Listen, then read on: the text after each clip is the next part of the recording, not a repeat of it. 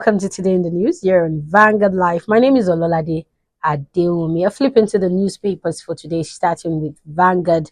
Major headline on Vanguard says Federal Highways of Aura 2, motorists, travelers in anguish, cry out for urgent government intervention, lack of funds hampering intervention, says FEMA, Southeast and North.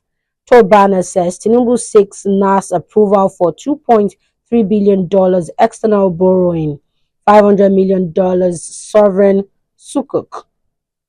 Iyaloja Benin market women back monarch for upholding Edo heritage. Minister Uche Nnaji resigns and certificate forgery amid certificate surgery allegations.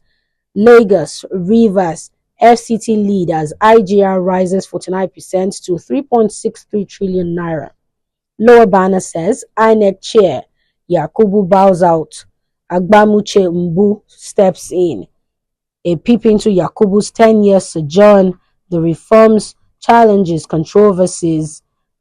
Only Northern Christian president can protect Northern Christians, says Dimfa YCD coordinator.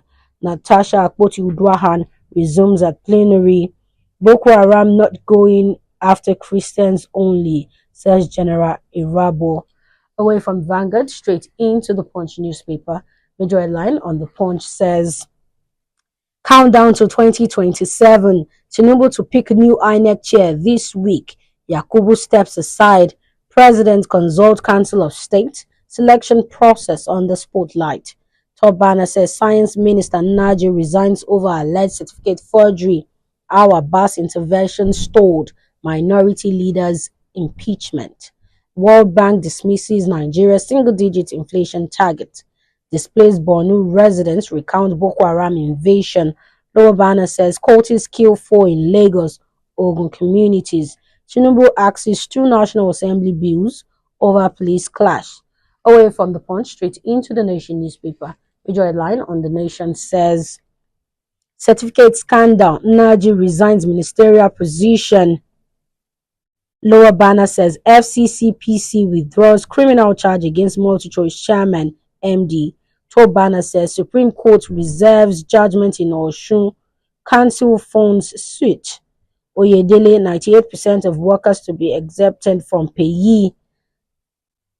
Scheduled flights begin at Ogun Gateway Airport.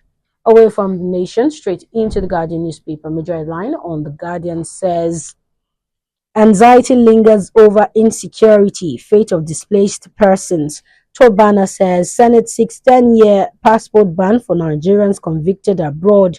New tax law exempts over 90% of Nigerians from payee, says Oyedele. Alleged genocide. Congressman urges Trump to designate Nigeria country of particular concern. Lower banner says Natasha returns to Senate after 6-month suspension. And finally, 2027, Tinubu sheds political baggage as embattled Minister Nnaji resigns. That's all we have on the front page of the newspapers this morning. Join us after the break for a quick analysis of some of our top stories. Welcome back. If you're just joining us, this is Today in the News here on Vanguard Life. My name is Ololade Adewumi. Joining me in the studio for a quick analysis today is Mr. Agbamuche-Mbu, the Executive Director, Emergency and Risk Alert. Good morning, sir. Good morning, sir. So, looking to our top story for today. After 10 years as chair of the Independent National Electoral Commission, INEC, Professor Mahmood Yakubu has stepped down. His resignation was formalized during a quarterly INEC meeting with resident electoral commissioners in Abuja.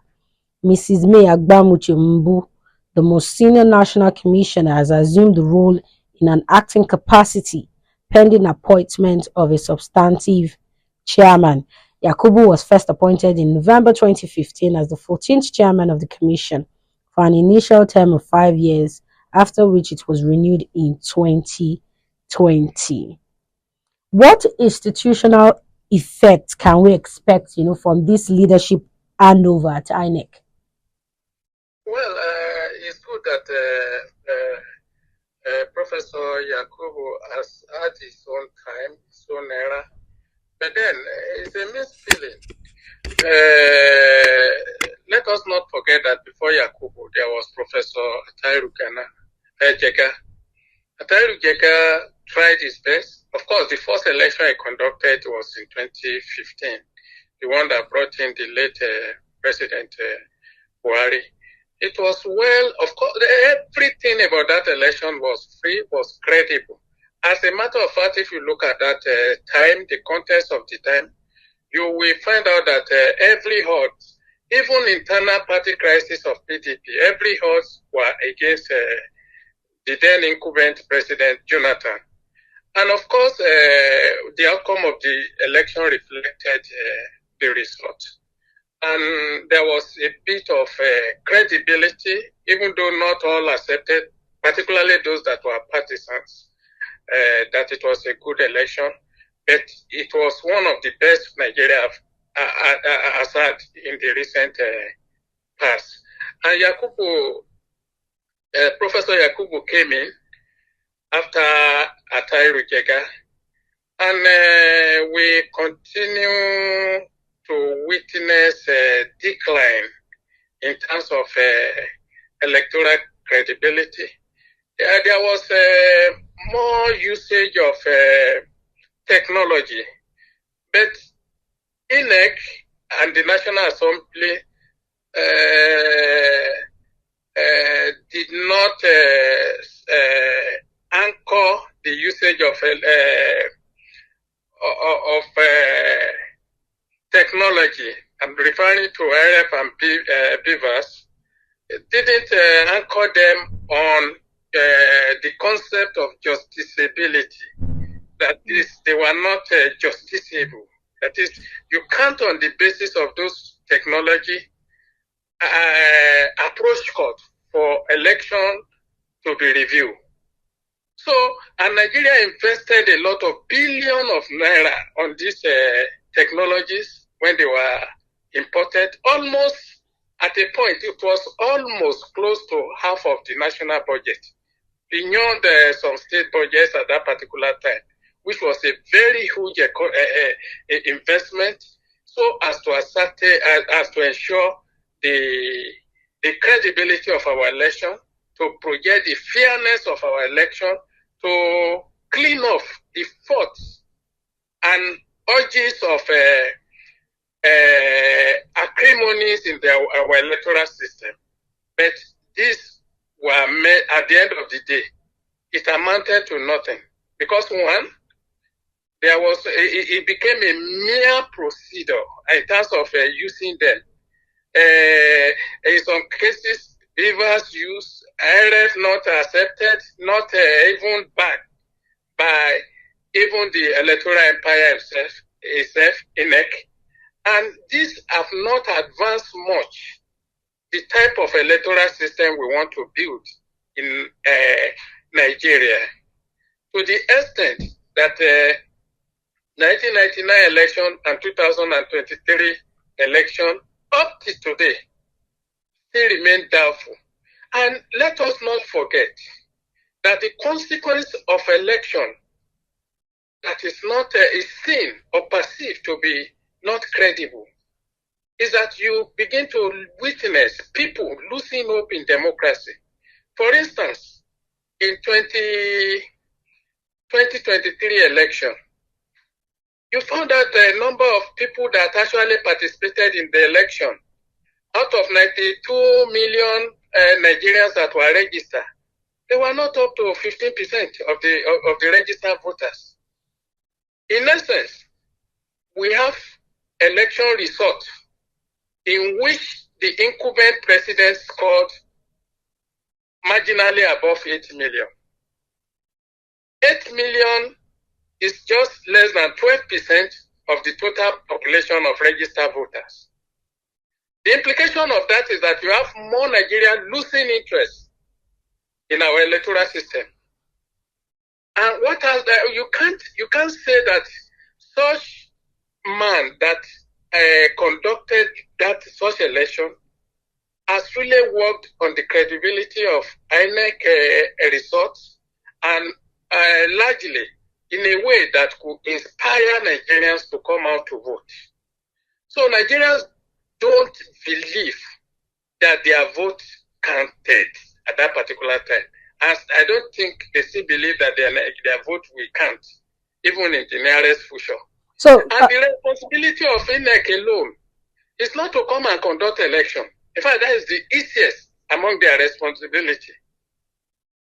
Is to create the responsibility, the cardinal responsibility of INEC is to create room for their own independence as electoral management body, to show that they are not dependent on the executive or the legislature or even the judiciary in the conduct of their own election, in the way they conduct election. Astonishingly, the fact speaks for itself from what we have seen, that one, they didn't build environment. One of the, like I said, the cardinal responsibility of INEC is to build environment that offer opportunity for credible, just, and fair elections. Have we had this in Nigeria under Yakubu? No. And the reason I have told us, and the ability of INEC to manage the supporting agencies like the security agencies, supporting agencies like those who offer logistics, I mean the drivers who will transport, the transporters, let me use that term, who will move about with electoral materials and everything. And also their own internal system and structure that is expected to deliver on the mandate given to them for just, fair, and credible election. So I will call the tenor of Professor Yakubu low, at least comparatively lower than that of his predecessor, Professor Uche. So given the upcoming elections, this particular change, is it critical at this moment, or would you say continuity matters? Well, it's not only about continuity. I don't know what we want to continue. We need a new system. For example, we have been saying, if without reforming the electoral system, there's nothing to expect in 2027 election.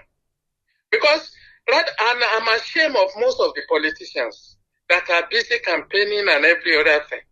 Look, there is a lot to do in terms of reforming the electoral system of Nigeria. One, I am not pleased with the dependency nature of INEC as it stands today. How is the president the sole appointer of who becomes the chairman of INEC? It's an absurdity. It's like appointing the judge that will determine that will preside over your own cause. So it's an absurdity on its own. That has not been resolved. Secondly, it's either you're now going to incorporate the usage of INEC, of RF, and BIVAS to our electoral law, rather than them becoming instrument of whether you like or not to use them, or we can use them, but it's not binding on the outcome of the result. That is another absurdity that needs to be resolved before 2027 election. And of course, INEC has no power to, I don't know whether to call it power, because for example, you can see people campaigning up and down, pretending not to be breaching the electoral law. But they are breaching it, and of course, they are doing it audaciously, without any check, without any sanction on them, which is expected to be at least initiated by INEC and be prosecuted, those who are offending the law, being prosecuted. But that is not happening now. Even the electoral breacher, those who breached the initial electoral law, there are none of them except one professor that has been jailed. And the idea of appointing vice chancellors as returning officer and everything. It's badadash. In 1979 election, the returning officer barely had a school certificate, and they performed excellently, better than those characters that we have today in the clock of professors and vice chancellors. So if we don't need them, because integrity of election depends much on those who are committed to personal integrity, to personal honor, and of course, projecting it as a form of service to their country, and not because they are professors or vice chancellors. And come to look at it, who appoints this vice chancellor in the first place? Even the appointment is being subjected extremely to political influences now. So we have a lot of rot in our system. Look at how the loyalists of one of them is becoming the national chairman of road transport workers, both in some states and of course at national level. These are the people that you are going to meet with to provide logistics for the election. So how credible can that election be? There must be wholesale reform of our electoral system so that it will be so watertight that the opportunity for electoral fraud will be negligible, will be minimal, will be infinitesimal. Let's talk about, okay. So all these needs to be, they need to be addressed before we even talk of we are campaigning, we want to run for 2027 election and everything. All you need to do now is just like there's a joke, I think in our secondary or university days and everything, of a boy. The teacher came to class to review the exam the work he has done for the term.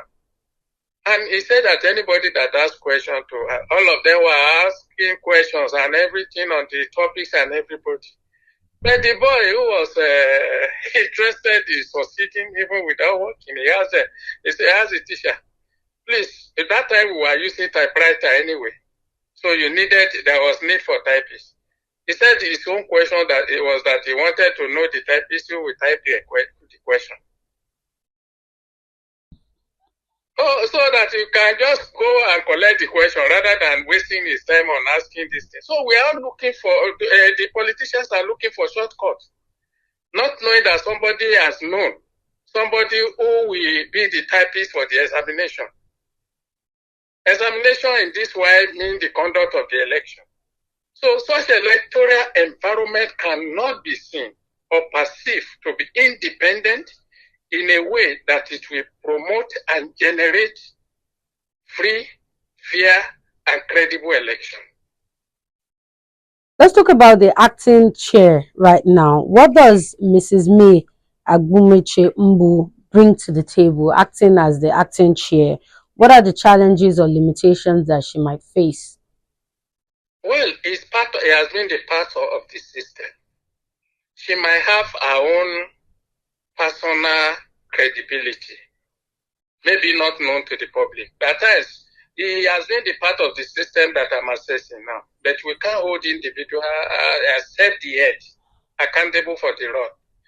She wasn't in the position to lead the commission before, but now even in acting capacity, I know that it's not going to be the substantive chairperson, but it will bring what he can only bring to board is that one, it can bring his own personal integrity if there was anyone that was valuable to credible election on board.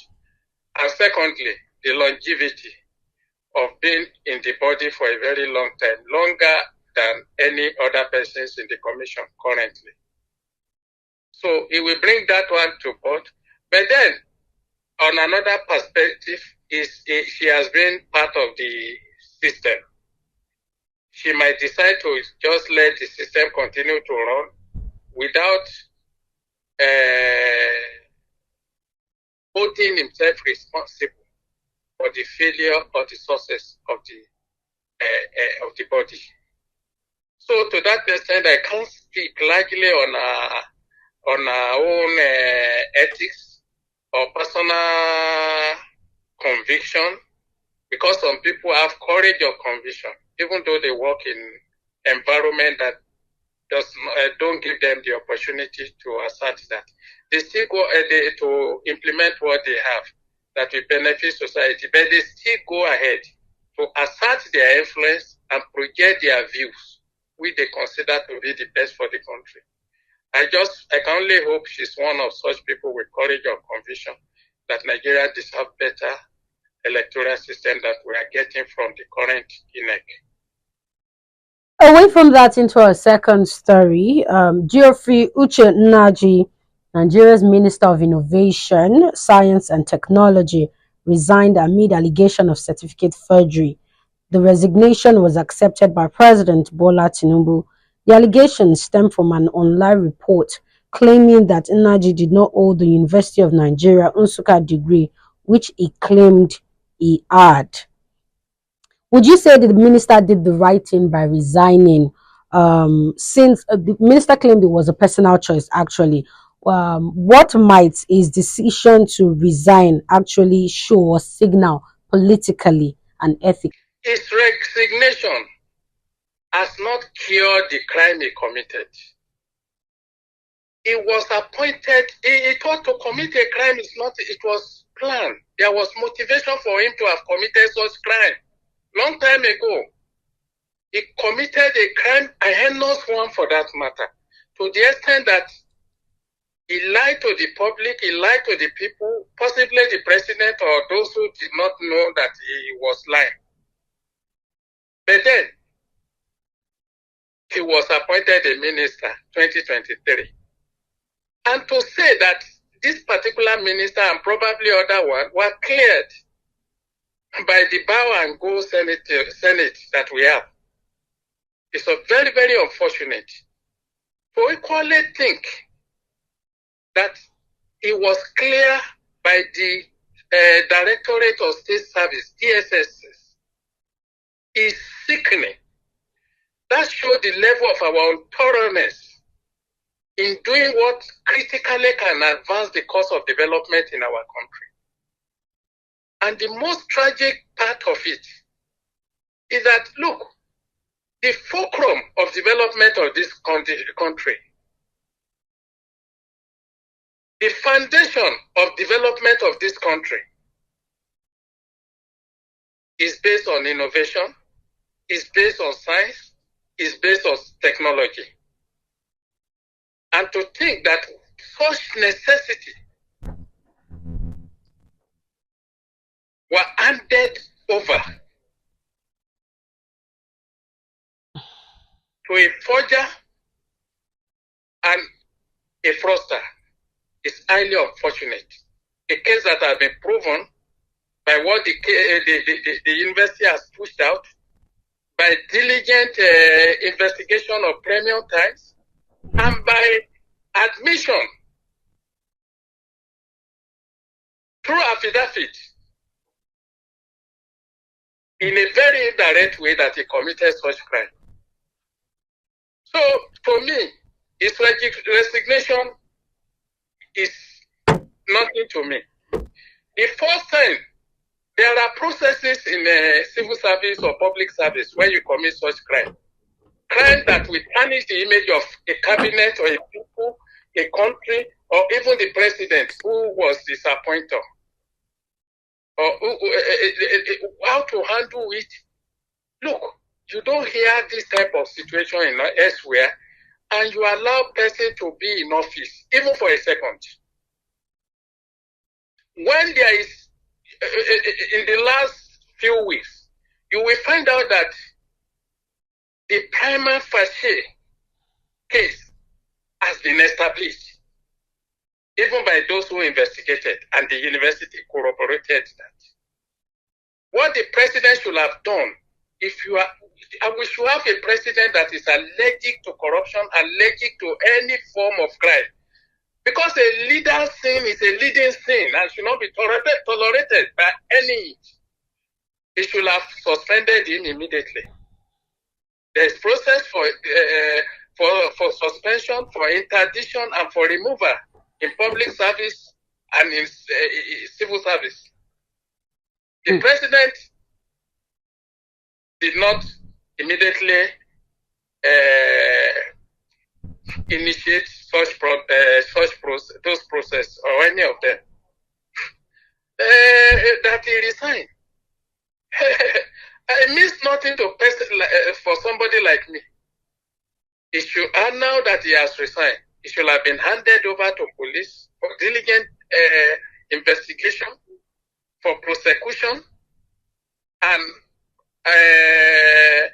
possibly the court, our justice administration system can see to the rest. That is how you build public trust. That he has resigned is nothing. He committed a crime, he has used my money, tax money, and other taxpayers' money. We have used it to fund criminals in power. That is the issue. That is the critical issue. Recently, the Deputy Prime Minister in Britain resigned. Why? What we call not tax. It did not pay appropriate, what do we call it? Something like a Lagos State called tenement rate. Okay. Or land use tax that Lagos State terms on now. So levies. She didn't pay the appropriate one. Not even tax. But she was found out, which was a very lesser, in fact in Nigeria, that one I cried. That one, no, it won't even come up in the first place. They will say, waiting. In fact, they won't even know. It won't be reported. So she resigned because of that. And we are talking of a minister that should be an example to the great youth of this country who are inclined, who are supposed to be the focus of innovation, who are supposed to be focus of research and development and the drivers of research and development in Nigeria. Science and technology. So where you have Froster leading such type of a big structure for a country's development and prosperity, such country is in problem.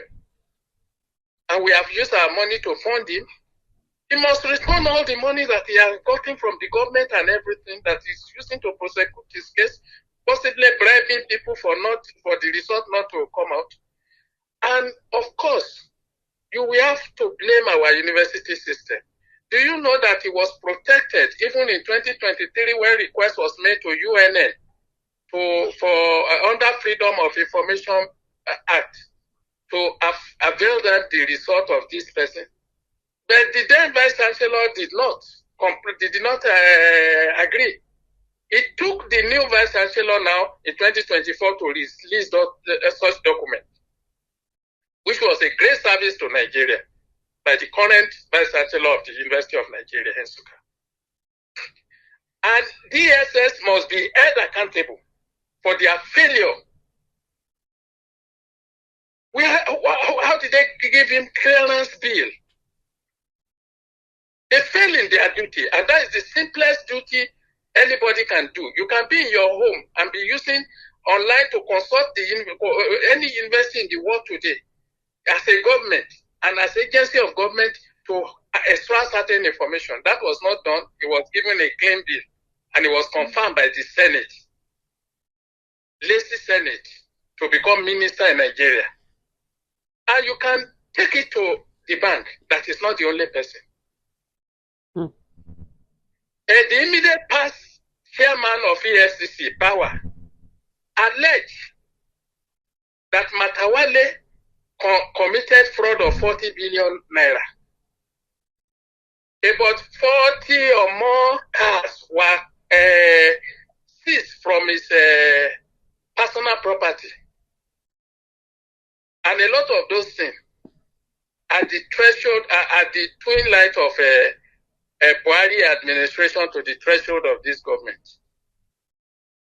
Rather than prosecuting him, arresting him, is a current minister of defense, somebody that could not even add value to anti-terrorism war in Zamfara State Under his watch, his people is today Minister of State for Defense. So it's not even about certificate alone. We have a lot to do in Nigeria to get Nigeria right. Under Yeson Wike is Accountant General and other member of his cabinet, because he had immunity there in Rivers State, were declared wanted by EFCC for committing crime of 487 billion naira. Then he had immunity. Those who were declared wanted. They couldn't. The current governor was having asylum in the state house. He couldn't be arrested until he was voted in. On the day the EFCC lay ambush for him, when he wanted to go and collect the certificate of return, he managed to escape arrest. He was able to collect the state at but today is a governor, and the one that had immunity under whose watch the crime was committed is a minister today. How can we build a country like this? These are the diligence that agency like DSS should look into and make its recommendation.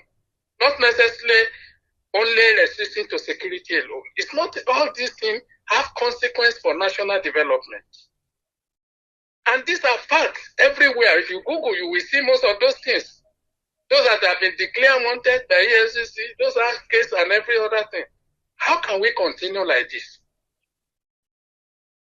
And grow as a nation? And largely, we have an uncaring population, unconcerned population that are not active agents in the affair of their country.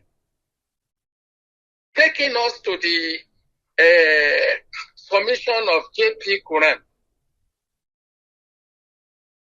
that it is the common fate of the indolent to have their rights become prey to the active.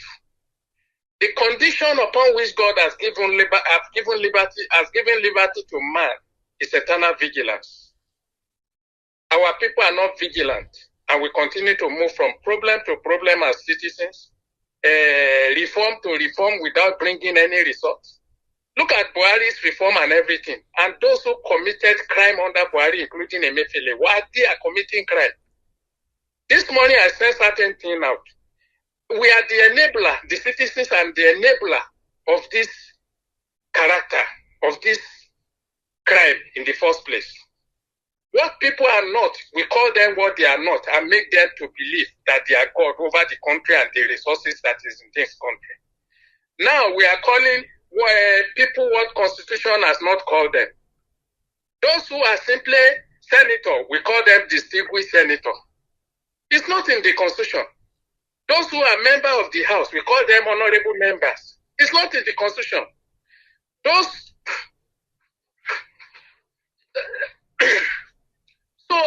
who are just simply minister, we call them honorable minister. From where are we getting this absurdity? All over the world, no country create imperial majesty out of those who are expected to be their servants. Ministers and public officers are expected to be the servants of the people and not their bosses. That is what it should be. That is how you can build a virile nation where no one is oppressed, according to the stanza, a part of a stanza in our national anthem. A nation cannot be greater than its leader as long as you continue to put forgers, fraudsters, criminals in power and in authority. Forget about development. Thank you very much, Mr. Brewer. It's a pleasure. Thank you. Thank you so much for joining us today. It's a pleasure having me. That was Mr. Agbamuche-Mbu, Executive Director, Emergency and Risk Alert. Remember, you can follow us on all our social media platforms as seen on your screen, and our website for up-to-date stories at www.vanguardngr.com. My name is Ololade Adeomi. Until tomorrow, bye.